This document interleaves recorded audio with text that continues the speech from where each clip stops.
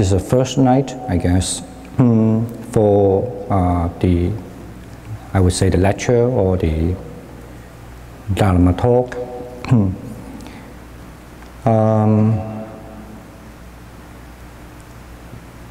Maybe it's good to start with, okay, when you look at these, the notes, okay, and you will see there's on page, I guess it's, normally it should be on page, I don't know why I have so many paper, sorry. So,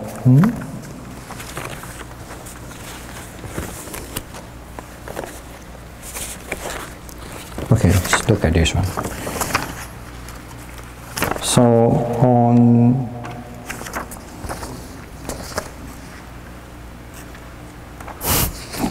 that's why I get confused, because they start to give it to me from page 5, okay? And look at page 5, okay?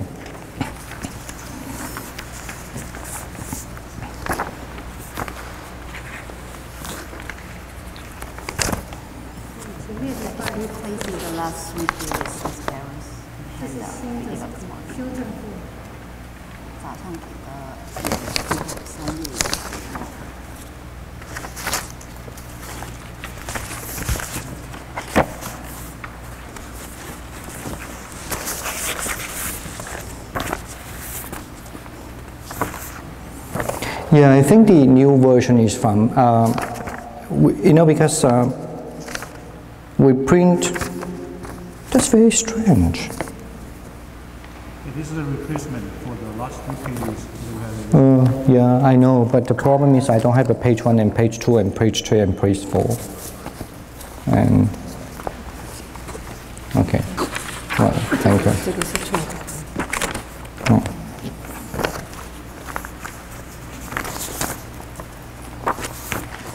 Okay, so we'll still have a look for the page 5, okay? Ignore this. On the page 5, look at the English translation. I mean, you do have the Chinese, right? No Chinese translation there? Do you?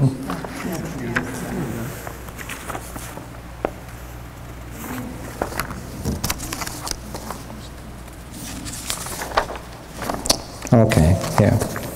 Now, I mean, the important thing is to know certain concept first. The first one, I mean, the incident is like this. Actually, we really never know when the Buddha start to teach mindfulness of breathing. Okay. However, we quite sure that if you gather all the information you have, and the Buddha started to teach the whole set of this method, I guess might be a little bit late. Okay. Why I want to say it's a little bit late, there's a kind of like, if you do the textual study, you'll find that from the text, actually the time, either in Chinese version or either in Pali version, we don't have the Sanskrit version. We have the list of the practice, but no Sanskrit version on the exact text. And mentioned that at that time, actually, the Buddha went to a place, okay, and in that place, there are so many monks there who have highly attained as an arahant, and some even arahants had many students. Okay, I mean, there are lots of things to prove about that. For that incident, either in Chinese or either in Pali, that information is sufficient for us to understand that definitely is not, Buddha didn't start to teach this method when he just, start to have his ministry, preaching the Dhamma. Okay. And of course, actually this is my PhD thesis. So, and there are so many details, so I'm not going to talk. Otherwise, it take many days. I'm just saying this that's one thing, okay? And the other thing is that we also understand that the mindfulness of breathing as a whole set started, especially according to the Vinaya way of description. It started because some incident happened. But interestingly, it is not only mentioned in Pali commentary, but it is also mentioned even in Chinese versions. In a way, certainly Chinese translate from different languages into Chinese. So we have the common source to understand that the whole set of teaching of this technique, or it become popular and emphasis actually also because of some incident happened. And that incident happened also during the Buddha, after his enlightenment, quite late as well. Okay. Well, you might say, what is this point? What is important? Yes, it is in a way. I want to point that out just to also kind of like let you understand, even though in the Buddhist tradition, this technique is very, very the most popular technique.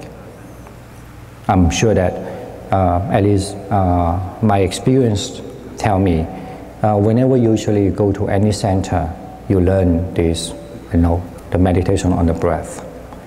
It is highly regarded, and it is also, I would say, the most widely teach or been introduced for meditation. Okay, that's the reason why I remember when I started to teach like force of line abiding meditation, especially the first year, lots of people argue with me. I never practiced this before. I always meditation on the breath. And they think that the mindfulness, that force of line abiding meditation is not good, okay, or whatever. But then I just remind them, my understanding, this force of line abiding meditation actually is earlier than the mindfulness of breathing. If it's especially you talk about mindfulness of breathing as the whole set. Okay. Now that is important information in a way we know sure it's been taught by the Buddha, but not necessarily from the day when he just, right after when he attained enlightenment. Okay.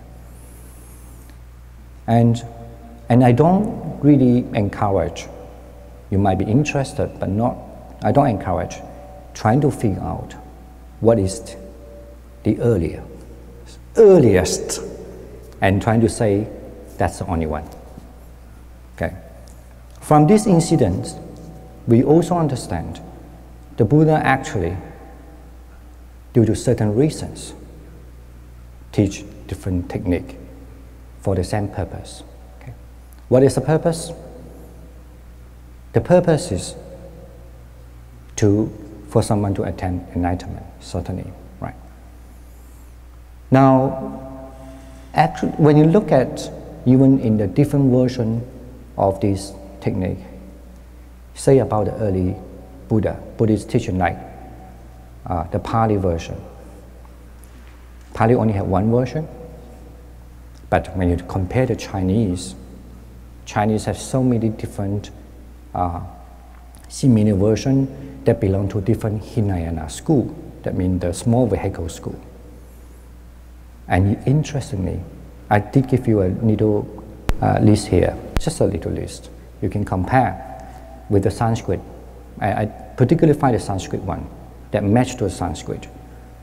You can find even in element, the items of the practice, there's a slight difference.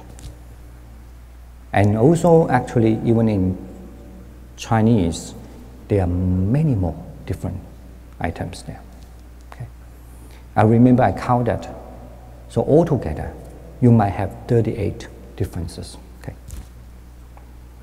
Now, what does it tell us? It tells us a lot of story there. Okay. But however, that also tells us something. Could be the Buddha actually are not interested in what is really the item is there. The Buddha is interested in how we can move on. so that you can reach the main key. And if you really understand the differences of them, you'll find they might be different, but the main point always the same. Okay. Now, because if that's for almost like a texture study. But I want to say this again and again, because I know in modern time, is unfortunately among the Sangha, that means among the monks and nuns, some people like falsely trying to say which is the correct one, which is not the correct one, okay? Which is the right one, which is the wrong one. If the people usually, when they talk this to me, I always ask them, show me which is the right one of Ānāpānasati. Okay. Right. Now, if we understand that, say that, presume that the Buddha teach all this technique, because, for example, like today Q&A, if you could observe the breath, in breath, out breath, and then you can observe the breath, nobody say there's no in breath and out breath, okay? That's a common agree. Nobody say there's a long breath and short breath, that's commonly agree. And nobody say that there's the whole breath, that's commonly agree. Okay. And also, nobody say that you have to learn how to be calm your breath. Okay, there's commonly agree. Now the difference is that you have to understand is the difference. If there's a difference, certainly there's some difference in the later. The difference is that it's important, okay, how you can reach calming the breath, right? Or how you can, when you're in the third step, reach the fourth step, when you're in the second step, reach the third step. And then, as you're aware, like today or yesterday we mentioned, you could have two ways of practicing it. Actually, there are more than two ways. Okay? Now, and that's mostly mentioned in the treatises. You know, when treatises sometimes you can understand as a commentary. Okay? Now, and you find, especially if you are practicing, you'll find both ways work the same way. I mean, it conduce you or lead you to the same result. Okay? Right. Now, in this practice, first, when you know the breath, in breath and out breath, where does the breath come? It comes from your body. That's it. Otherwise, why don't you call something else, right? And what really brings this breath along about? It is your mind. Okay. We define a living thing, a living human. It's because we know we are breathing. No? I mean, nowadays maybe the science have more advanced device to check when somebody passes away, whether it really passed away or not, you know. That's what they call it. When someone passes away, whether it's really because they have the dead brain, what you call it, the brain dead? Yeah, and or because they're really alive. So I'm sure that most of people know the way to check the people whether they're alive or not is because they see whether the heart is still beating, right? But sometimes when your heart stops beating, somehow, I mean, some people have certain injury. It could be still alive. I mean, of course, if the heart stops beating for a long time, it won't be possible.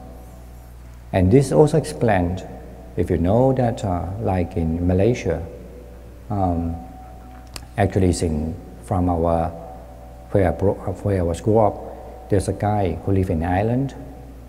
He's amazing. He could dive in the water for a long time, right? I think 50 minutes, you know.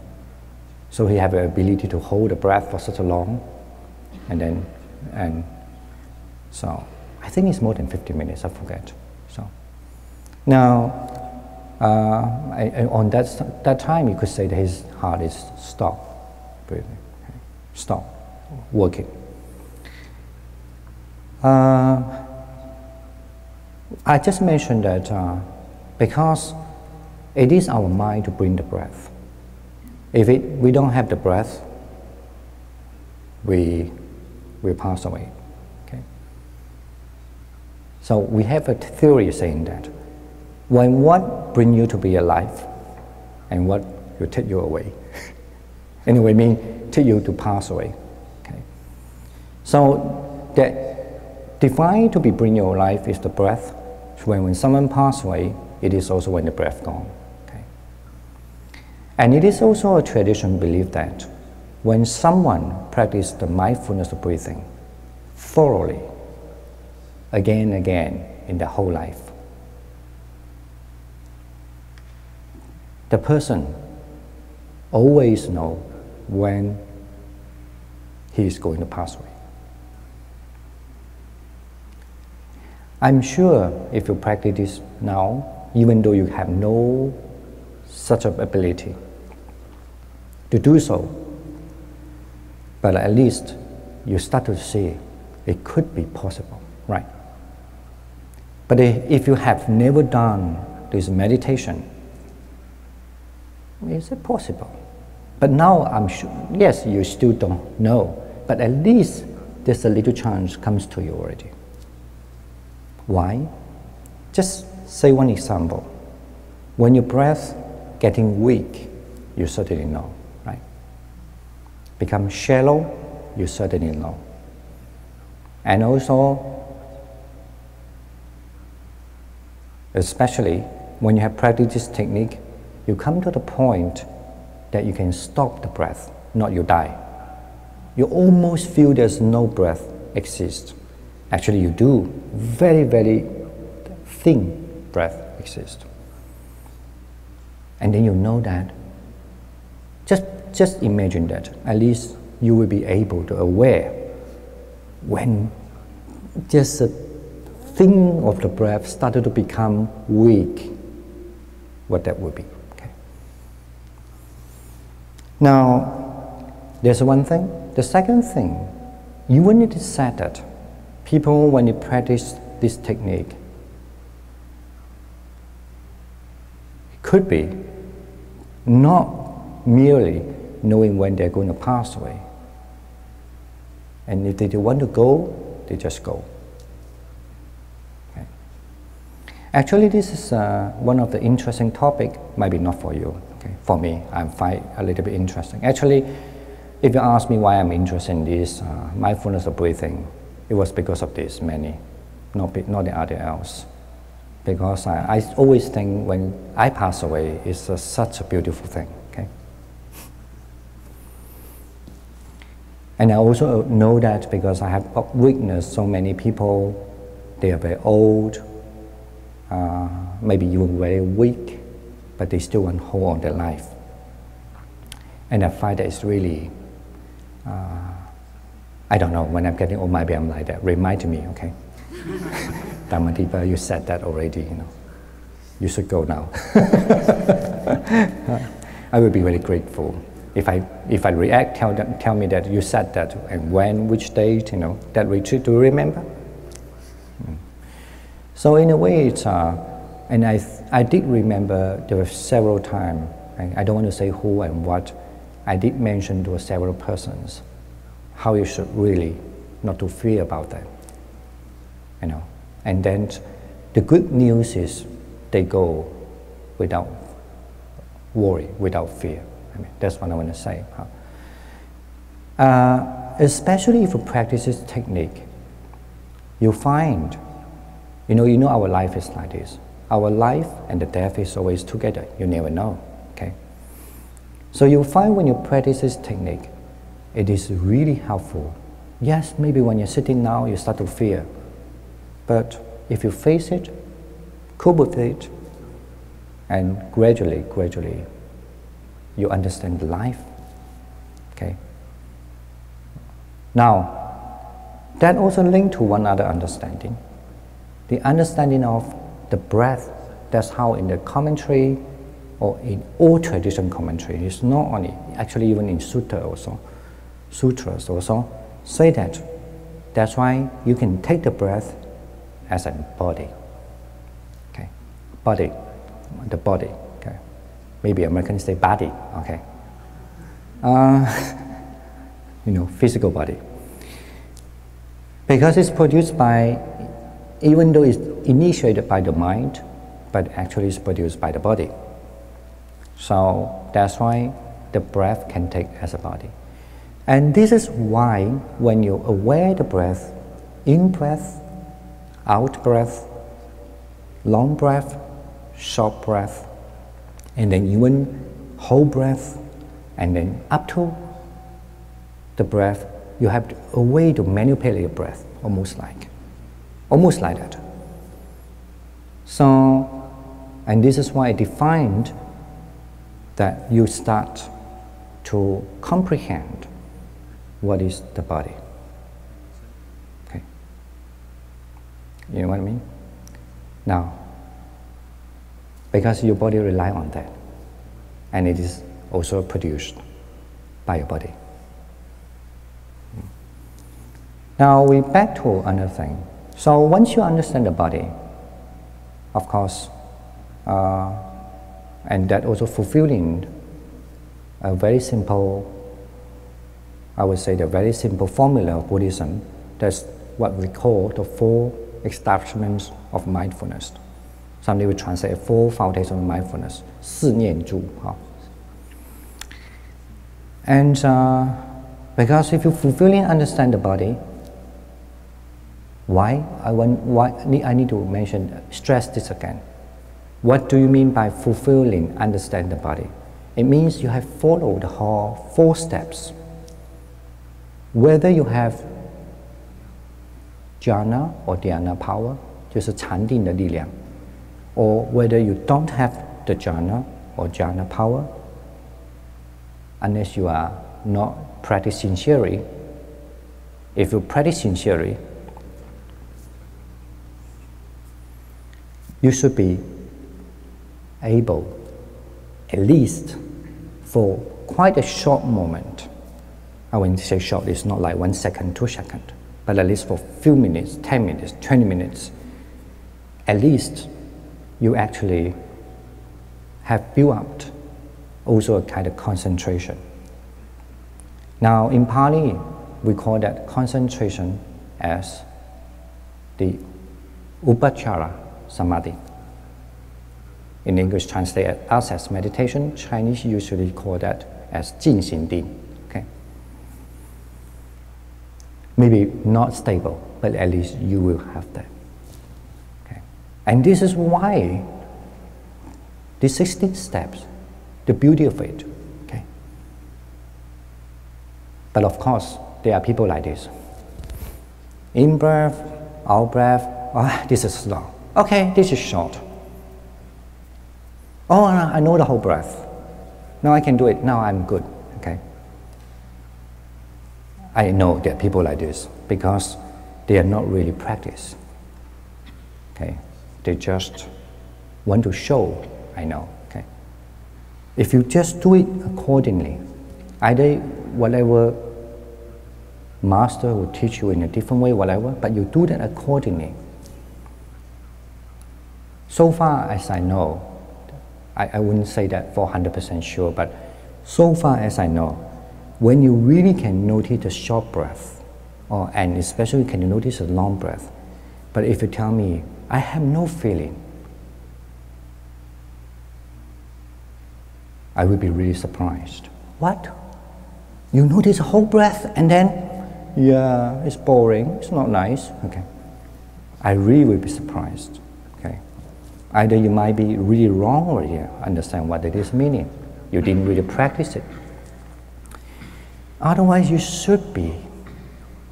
If there's any differences, at least when you practice the 4 steps, you should be able to feel profoundly calm, there was kind of like bright light there.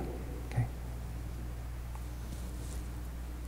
You get it now? Now, the only differences would be, I would say, if there's a differences, that only when you, up to that point, it depends on the teacher and the tradition, especially in the Pali tradition, I guess even in Tibetan tradition, I don't know, but they definitely will ask you to learn, to stay longer, and then to learn the dhyana, the jhana, the chana, the chanzi.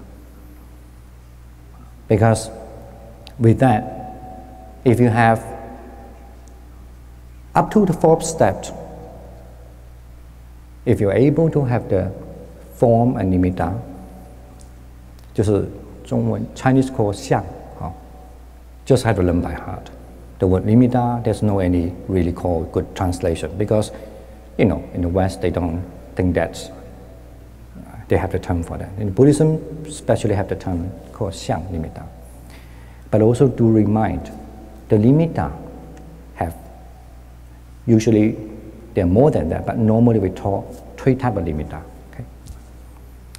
One type of nimitta is when you do your meditation, when you do your focus, whatever you visualize, it appears. Say, I don't know whether people visualize this, but normally you take the object very simple. Okay? You visualize a color, or you visualize a Buddha statue, or you visualize people, and when the people appear, even though you close your eyes, and even better if you open your eyes. Okay? That means nimitta. So that nimitta actually come from what? Is because our mind have the power of retention. If you can keep your mind constantly on the object, and then you might have the power to project the object, okay, clearly in front of you. Now that's a nimitta. And second type, or the xiang, or the nimitta, or the form, is an event. Okay. An event can become a concept, but that not necessarily has to be a form. For example, when I think about what I teach yesterday, and I feel delighted what I teach yesterday, maybe it is difficult. The easier is when you have a bad time, okay? Say that you know a friend for a whole year. You think he's a nice person. But the whole year, and then you come to understand he's not that a person I expect. Say that he's a bad person. How do you come to understand he's a bad person? Because the whole year, so many experiences tell you he's a bad person. Okay? Right? If you really want to count on that person, good, good, good, bad, bad, bad, bad, good, good, good, bad, bad, bad, bad, good, good, bad, right? But there's so many things. But you have come to point, a concept or understanding, he's a bad person. Now, do you have a form? Somehow, yes. Okay. Okay, you might be saying, yeah, you do have a form. You still, but actually you are not thinking about the person. It's the event. Something you come up to. This is called a nimitta also. Okay, but in Sanskrit it's called a vastu. Okay, usually. And another kind of nimitta is very similar to what we call the sanya, the perception. It means like, for example, if I have the nimitta up, and then I think, No, this is fake. And we go. Right? I want to say this because somebody asked me a question I didn't explain, but I need to explain to you why. Some say, let's say when I do meditation, in breath, out breath, and then I have limiter of breath come. And then I think all the form is empty, and we go. Right? When that nimitta gone, have two reasons, perhaps. Okay. One reason, because you've been distracted. You are not stable. However, the form appears, and then you have different understanding of the form, and then it goes because you are not stable. Just like when you do mindfulness in breath, out breath, when the form appears, if you look at it with excitement, it will go also because it's not stable. That's one reason. The second reason, it could be because you have this form. How does you have this form? Because it is a sanya, it's a perception. Okay? But this perception is by your meditation, you're able to visualize it and you project the perception. And now, then you use another perception to look at this, and that's why it disappear. Okay? In other words, you change perception. And this is actually, I know it's very hard for any people who study Buddhism. That's why the Buddhism always say very hard. Sometimes have to empty, sometimes not to empty, and all this, okay? I'm not be the judge with you, okay? But I'm just saying that this is why a particular school really trying to emphasize the importance of going gradually. Okay? Why we have to go gradually? Maybe you say, I don't have to. You are right, maybe. But other thing is that if the text have mentioned so many other things, and why don't you just practice and see? Okay, this is my argument. I know this doesn't sound very solid argument, especially for layperson. They don't think, I don't really like to study too much. It makes me more confused. I mean, but in my position, especially when you're a monk, you want to read lots of books. You don't want just to learn a little thing, and then even the book mentions so many things, right? And then you tell the people useless, only this. What happened? Just like you know Kung Fu, I'm sure Chinese have a very famous saying. You know Kung Fu, you know 10 styles of Kung Fu, you teach only one to the student. And then you know you always can teach the full, and then the nice style of Kung Fu gone with you, okay? And also, the problem is you try to tell the student the nice style is no use. Actually, they never know it, okay? And then you only know one style. And then the student learn the one style, they also start to cut short again because this is how humans like it. They would not like to make it more solid, I would say. Usually they like it more simple, especially now the life is much more busy. And then you cut 10, that only one style, they may have about 30 kata, you only do 20 kata, okay? And then because you want to get students, so you will tell that 20 kata is enough, okay?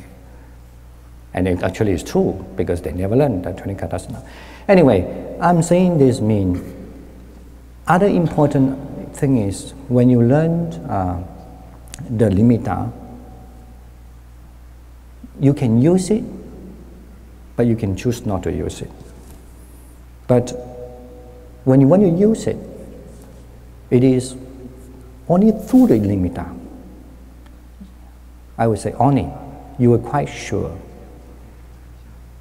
whether you enter the jhana or not entering the jhana. Okay? I give you one simple example. Everybody knows when you do meditation, nice, right? No? Nobody just give me Everybody look at me like a statue now. I should be quiet.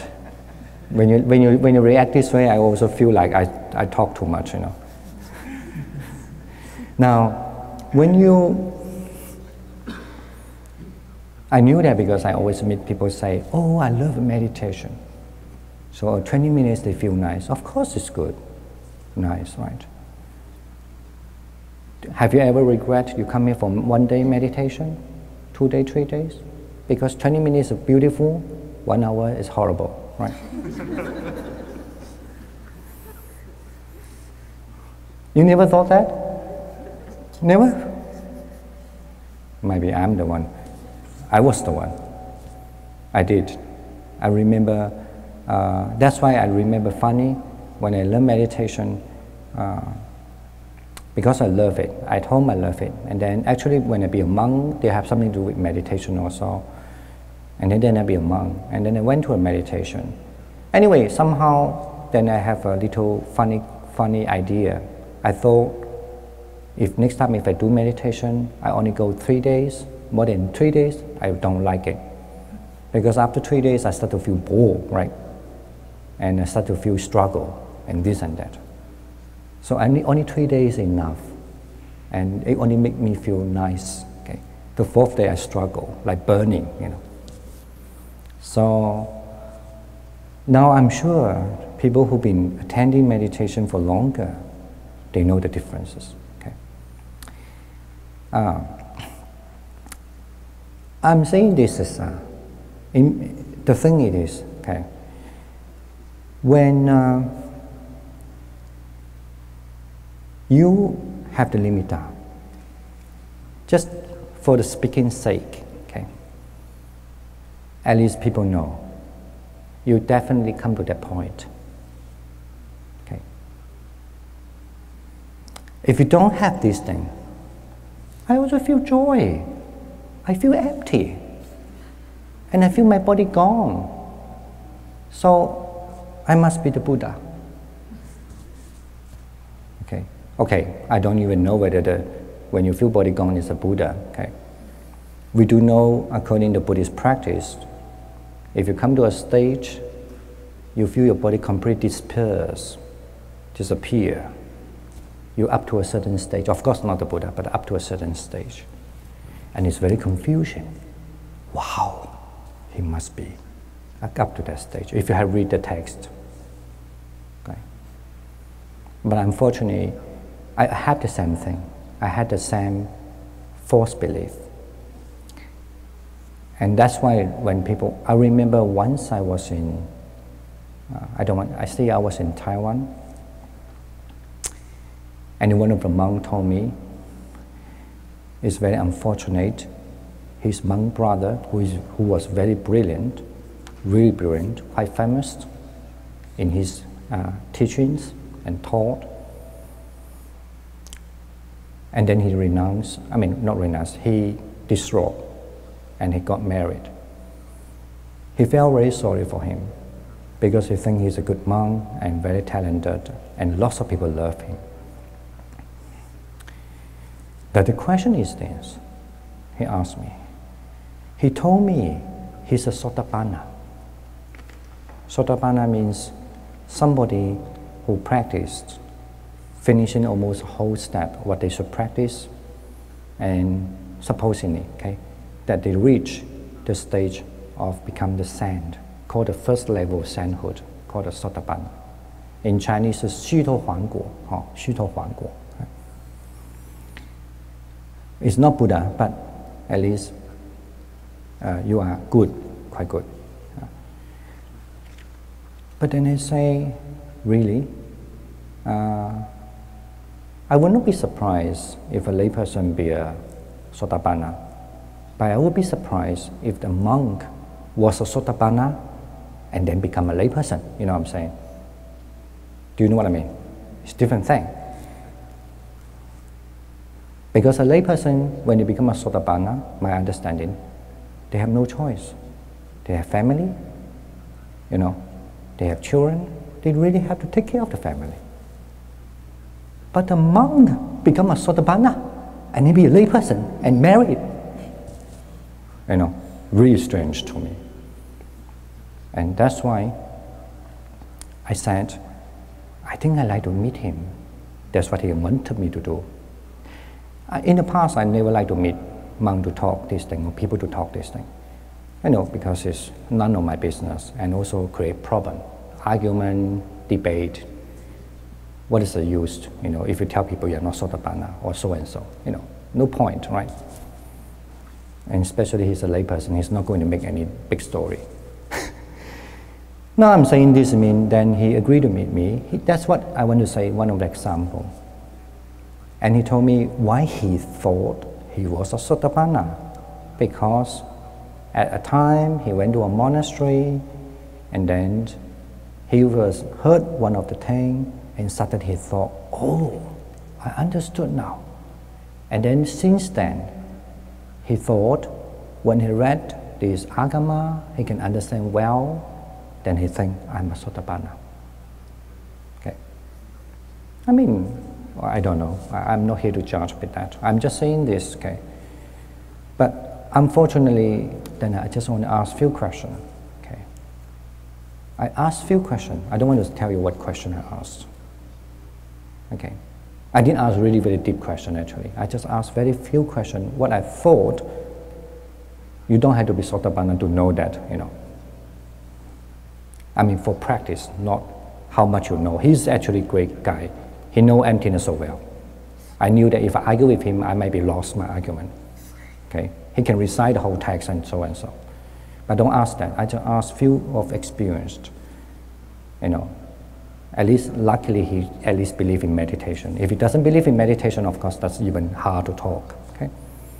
So then that's why I told him, my understanding in such a way, you know, if there's a banga, means when you come to a stage of when the body disappears, before you must be experience this and that, even though you are not practicing this technique, but the other technique, they will be similar and so and so. You should have a similar kind of line there. And he was shocked. I don't know whether I did a good thing, but I just want to say, afterward, this monk told me, looks like this friend become a friend already, like getting better. Because sound like he doesn't make a false statement saying that I'm a Sotapanna. Okay. 我是个须陀洹果. And looks like he become more humble and he just wanted to do something that he should do. Okay? The same thing, if now the people telling you, I have jhana. I have first jhana, second jhana, third jhana, fourth jhana, and no jhana. I'm sorry. It means you go to beyond that, like no space, no consciousness, and so on and so. It's not very hard to know whether it's true or not sometimes. Just ask, what do you practice? During the practice, what do you see? What do you see? How long it lasts? If they can tell you quite well, probably there's a probable it's true. But why I want to say probable? Because it could be you hear from others. Okay? But that's no matter as far as you just keep on practice. Okay? But I want to say especially if you're never really in the environment or have a good teachers instruct you this way, you can be easily have a false belief. Okay? Now, we know that all we know, we come to practice because we don't want to be unsincere to yourself. We don't want to be, if every one of you likes something, just to, I would say, my language, you fool yourself, then I don't think you will come for meditation. Okay? You've come for meditation because you just want to know who you are and practice what you can practice. Okay, so if you come to the fourth stage, and then when you go into the fifth stage, now you could do with the nimitta, if you have a jhana, or what we call the chana, okay. And dhyana is a Sanskrit word, okay. Jhana is a Pali word. When you have that kind of jhana, and you will be able, you use the nimitta to reach the jhana. Without that, you cannot reach the jhana, okay. I can sure about this, either even this talk in Tibetan or even Pali, okay. Okay. Now, when you reach to the jhana, if you can reach to the second jhana, to reach jhana have different way also, but anyway, forget that. If you can reach to the second jhana, you can proceed to the fifth step. And you can reach to the third jhana. You have to understand it, okay? Now you want to reach the third jhana in order to reach to the sixth step, okay? Okay. So this is why the fifth step and sixth step certainly, that means you have to experiencing the joy, that is the second jhana, experiencing the happiness, that's the third jhana.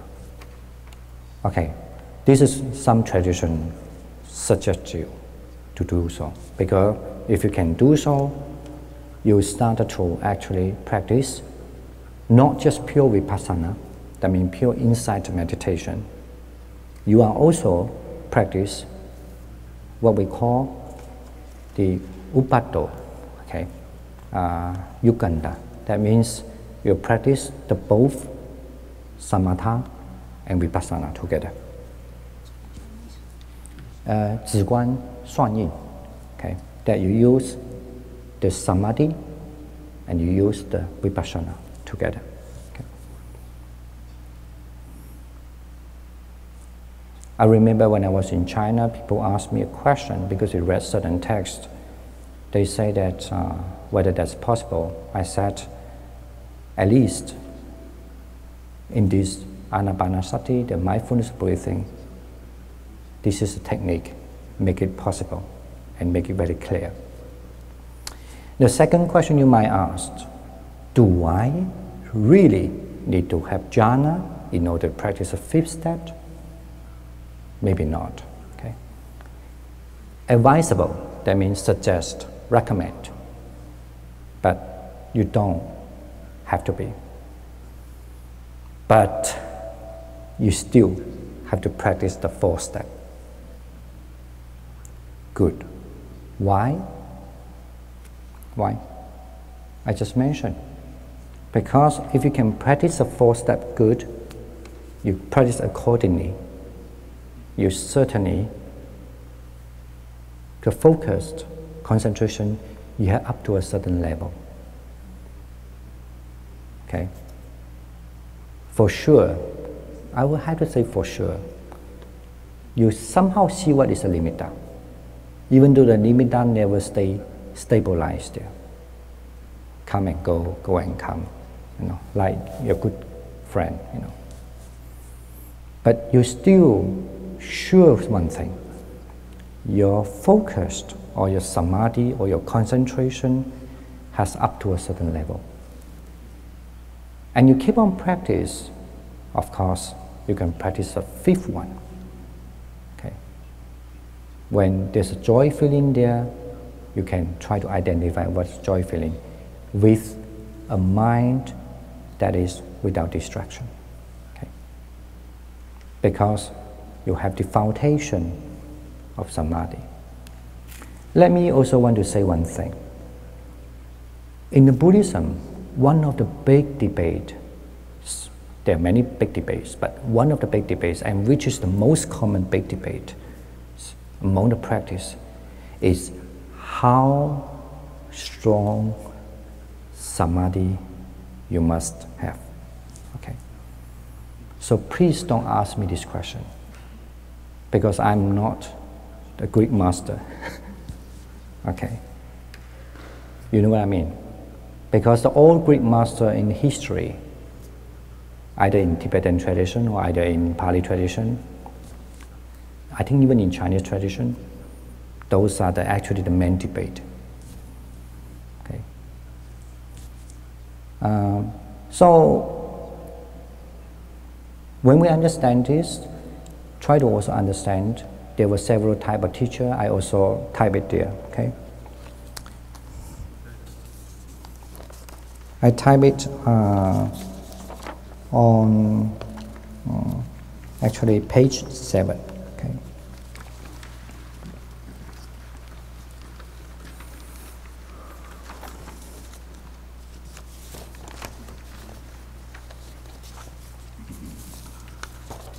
I'm sorry that when I read it, I just found that there's a Sanskrit word I didn't translate because I don't know what is a proper Chinese English word. Sorry.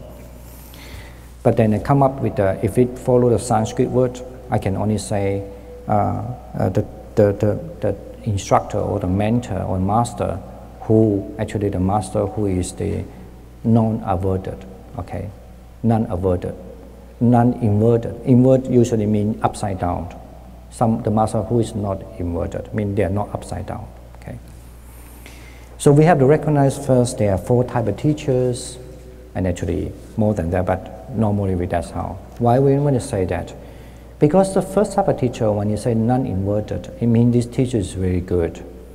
So, and he will definitely know what kind of the thing that let you to understand, ultimately to become liberation. Okay. Because he has reached that stage and he thinks that's more important for you. And the second type of teacher is called, Ānāpānasati, Avavatak. Okay.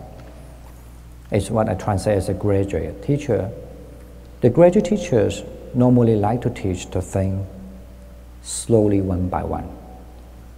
It doesn't like to say something on the main point and reach you to the end. Okay. So they like to say teach things for many reasons. You have to do this foundation, you should learn this, you should learn that, so that you become mature. Okay. And the third type of teacher called Āgama. Okay. So what does it mean? So usually this type of teacher will like to instruct, okay, you what you should read and what you should learn. Okay, and then normally more like what you have to. I think it's more like you have to study. Okay, and then also asking you how you should respect the other, and so and so.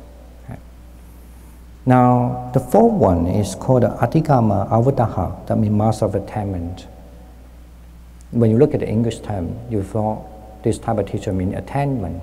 No, it want to say that this kind of teacher, normally, they will go to a place to study something, and then they learn from a certain tradition also. But they do not like to base on the text, they like to base on the tradition. Okay. They do not even want to change anything if they think. I don't believe that at all.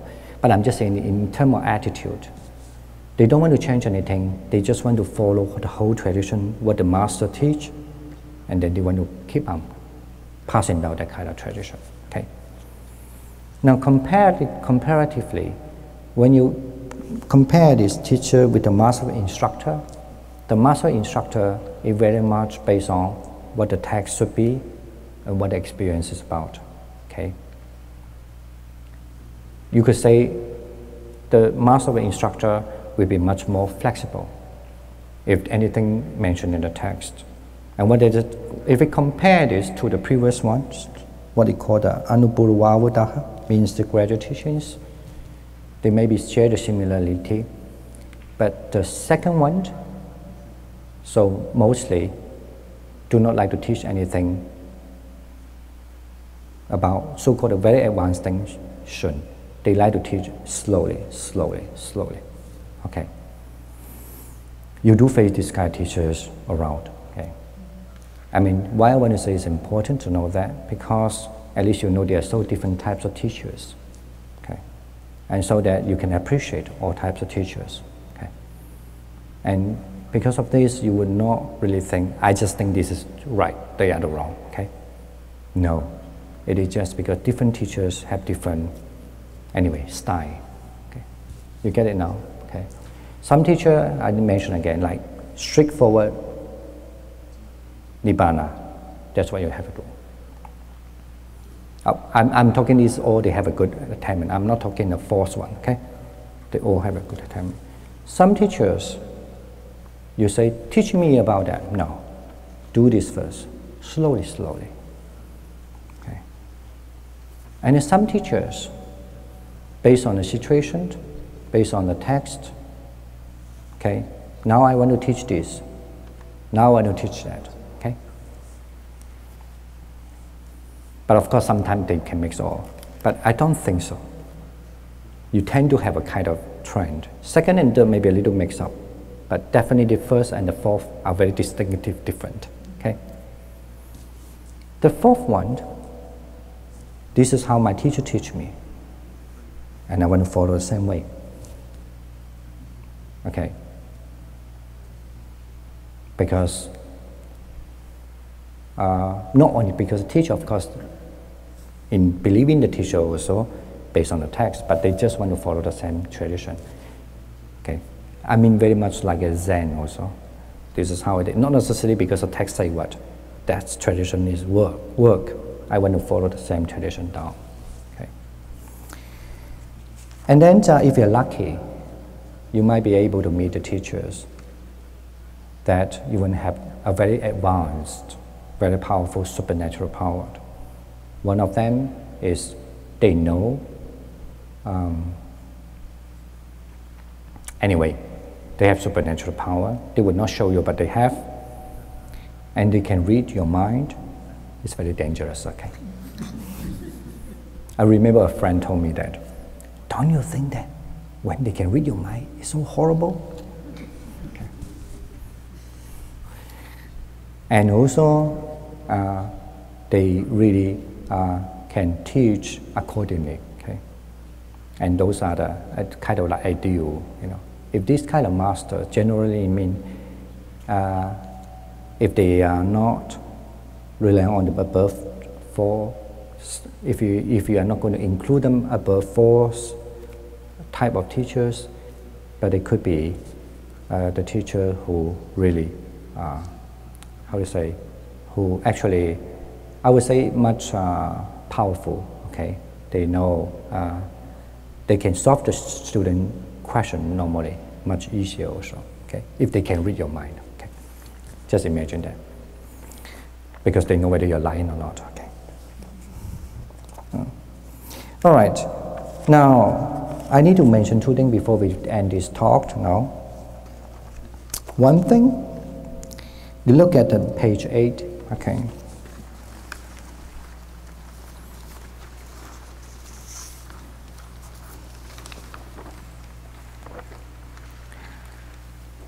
In practice, this mindfulness breathing, maybe even for other technique, but normally, usually it's not the force of abiding, but this technique is very clear. After some time, you tend to, even though you have practiced quite okay, quite good, you might be start to become lazy.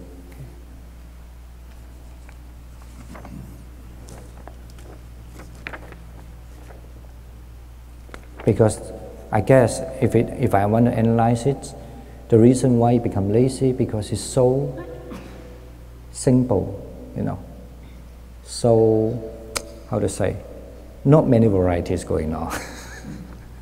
Okay. It doesn't give you a good rich taste, okay.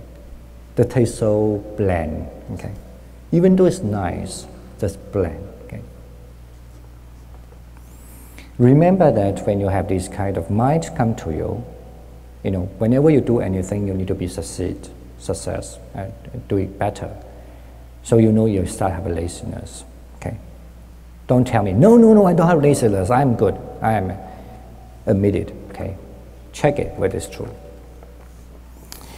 Then if that really happened, build up the faith, try to think that this method helps you to build up your concentration. Okay?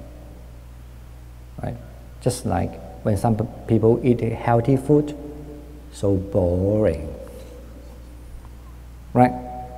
Especially when you're not well, eating some healthy food. No sweet thing, no salty thing. What happened? You just eat it. So boring. But if you find that good for your body, you take it. You know, right? Just imagine that way.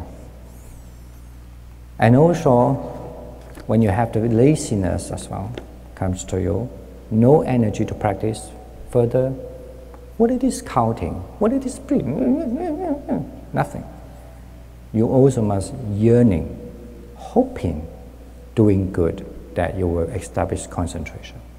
That will be motivate you a lot. Okay? And of course, you might establish something quite nice. At least I feel nice. You know, try to appreciate it or retain it. At least keep it. If you do not learn how to keep it, you start to become laziness. Okay? Okay. Now, the last one, actually the fourth one, you have to also learn. Learn that it is important to keep, to know that you want to seek for the result of this practice. That means you want to know what's happening. Okay? And that's how you become energetic on your practice. Remember that. Okay? Now, all these things actually doesn't sound very philosophical, but it's very important for your practice. This is why, if you can remember it, if somebody can remind you, just like when I want to die at that time, if I don't want to still hold my breath, remind me, okay? The same thing. If somebody reminds you, you will find, oh yeah, you'll be fine. Okay? And this is sometimes why it's important to have a good friends. But if I had a friend telling you, be careful, you're always going to mad, okay? Especially if you are not very well in practice, you will start to don't know what to do, okay? But if you really practice accordingly in the right method, how can I go well? I keep a much clearer mind. I become very focused. When I finish my meditation, I see the thing clearly. I can do whatever in the focused mind. Do you go mad with this? Do you? You do? Okay. So you know very well. Okay. I need to mention a second one. The rest I'm talking tomorrow. Forgetting the instruction. I understand in two ways. Okay.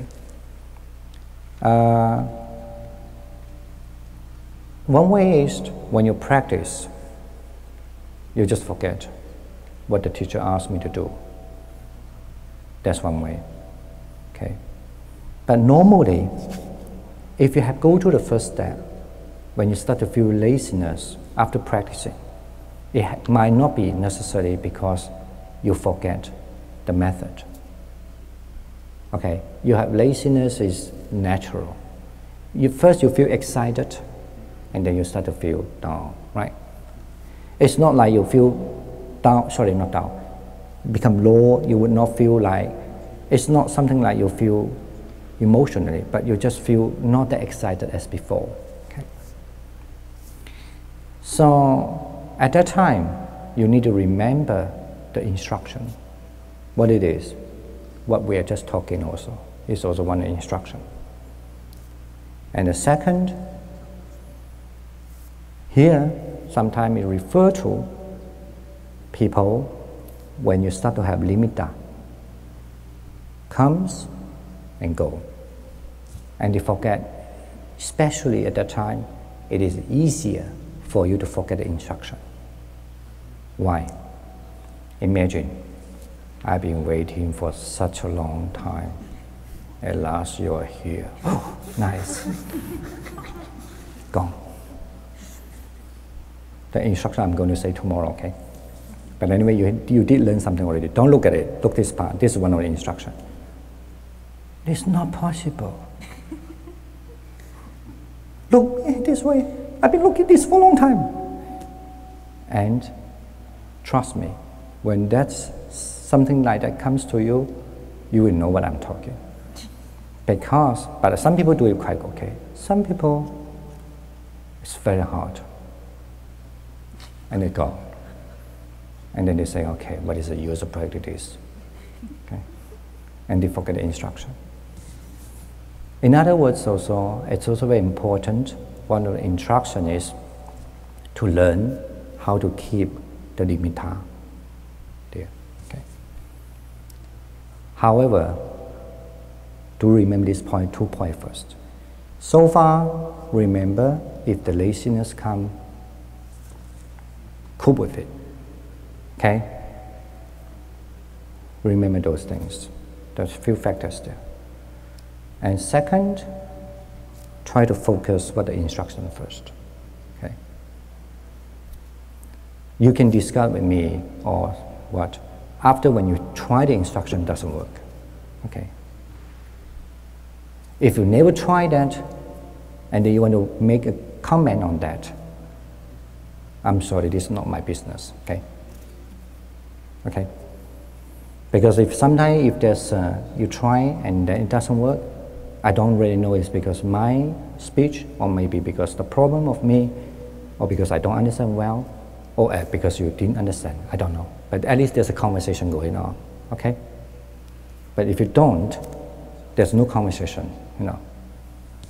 Right. Okay? So do remember these 2 points. And then we are going to talk tomorrow 3 and the second, the third point, and the fourth point, and the fifth point also. And which is very important for this practice. All right, I'm so happy that the time is over. And you can have how many minutes? 5 minutes? 10 minutes? 你要5分钟还是10分钟休息啊？啊？5还是10分钟？ Okay, so we just have 10 minutes break. You can let your butts little massage, okay? And we'll be back here to do meditation. I'll see you later.